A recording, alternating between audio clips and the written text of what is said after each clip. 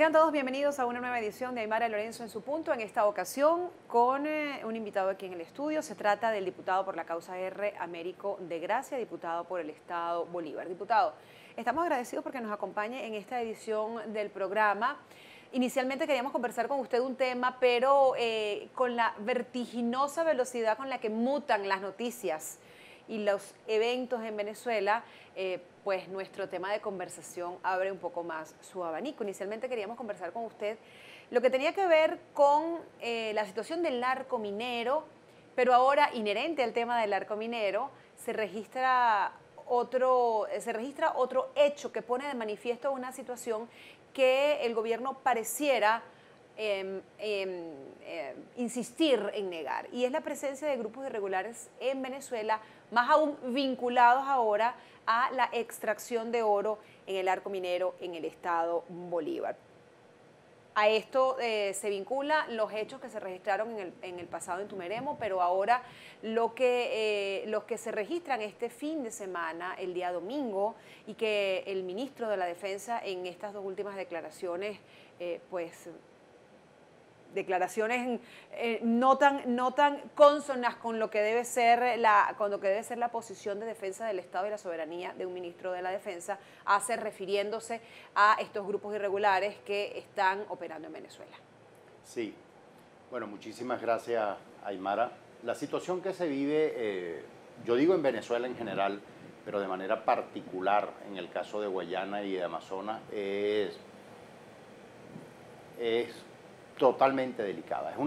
Yo no lo diría ni siquiera como una crisis, sino que lo definiría como una tragedia.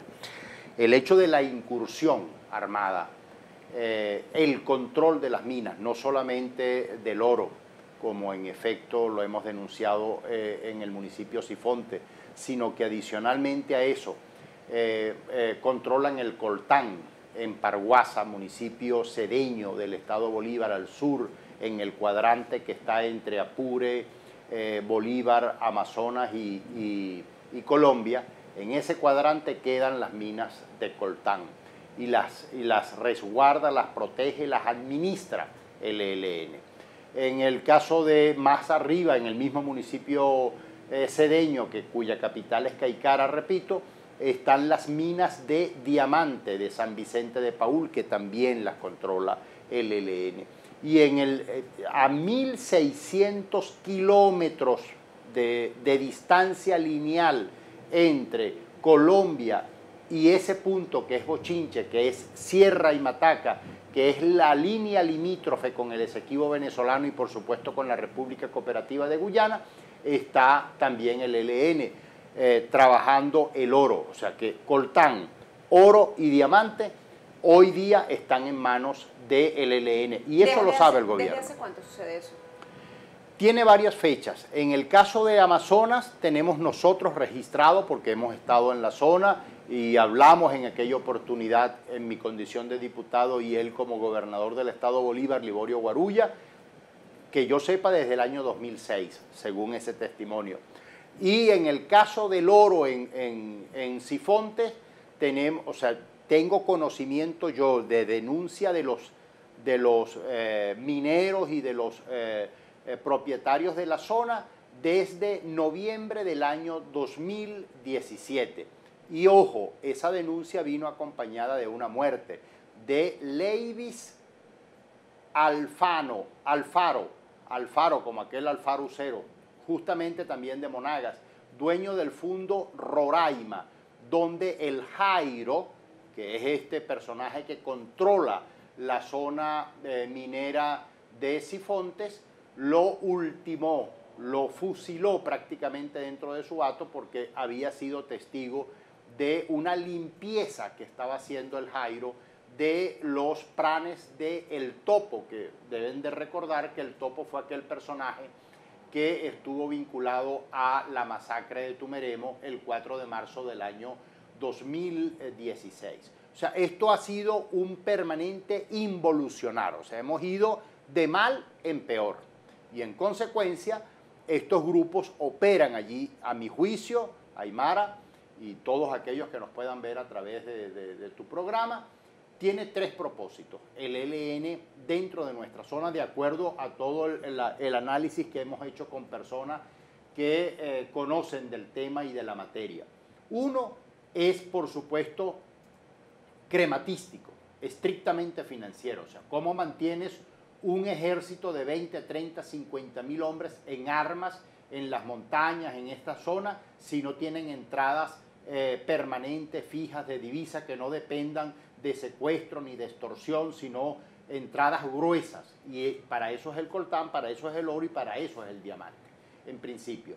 El segundo, una encomienda que le hace el Ejecutivo Nacional, y eso involucra a el alto ejecutivo, estoy hablando del alto gobierno, estoy hablando del propio presidente Maduro como una política de Estado, al ministro de la Defensa, y por eso invisibilizan un hecho tan bochornoso, criminal y asesino como lo que ocurrió en Puerto Ayacucho el domingo pasado. Y por supuesto hay un tercer elemento. El ELN está ubicado estratégicamente y no por casualidad en la frontera con Colombia, con fachada desde Amazonas, desde Apure, desde el Táchira y desde el Zulia. Ojo, en todos esos sitios han habido incidentes como el del domingo, algunos más escandalosos que otros. Este, por supuesto, fue el más escandaloso de todos, el ocurrido el domingo pasado en Puerto Ayacucho. Y el otro frente está entre Brasil, en la zona de Icabarú, con Santa Elena de Guairén, y el otro en Sifonte, en la fachada hacia la República Cooperativa. ¿Qué significa esto?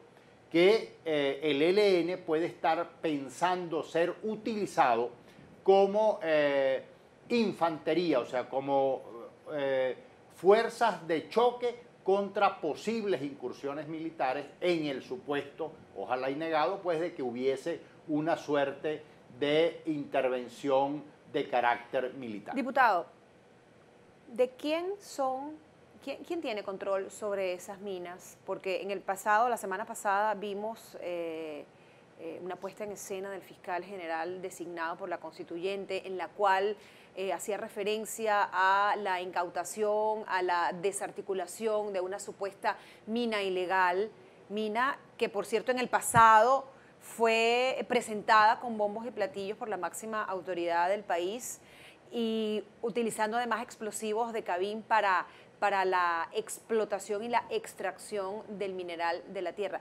¿Cómo puede entenderse esto, por un lado? Por otro lado, ¿por qué cree usted que el ministro de Defensa insiste en desconocer la presencia de la guerrilla colombiana, refiriéndose a estos irregulares como paramilitares y diciéndoles y pidiéndoles por favor, que además se vayan? Sí, ese signo de debilidad de parte del ministro debió haberlo mostrado justamente contra los venezolanos que salieron a protestar con escudos de cartón. Sin embargo, no fue esa la respuesta que dio el ministro en su ocasión y en su oportunidad, y hubo centenares de muertos en las calles, fundamentalmente de Caracas, pero de todo el país. El otro elemento es que La Vanguardia, que es como se llama esa mina a la que haces mención, está ubicada en el Callao, es una concesión originaria de Minerven, y no de ahorita, no por Chávez, no por Maduro, sino desde el primer gobierno de Rafael Caldera. Imagínense ustedes los años 70. Esa concesión minera además tiene en su fachada todos los logotipos del gobierno nacional. Yo he mostrado en mis redes de Twitter el desmontaje de esa mentira. Ahí lo que se esconde, Aymara, es justamente unos pases de facturas internos, en este caso contra Gustavo González López y contra el general Antonio Benavides Torres, que eran realmente los dueños de esa mina La Vanguardia, o sea, mejor dicho, los que se beneficiaban de modo directo. Le voy a interrumpir, no perdamos de vista las dos preguntas que le he planteado. Vamos a hacer una pausa y retornamos al regreso con esta conversación. Conversamos en esta edición con el diputado por la causa R en el Estado Bolívar, Américo de Gracia. Ya volvemos.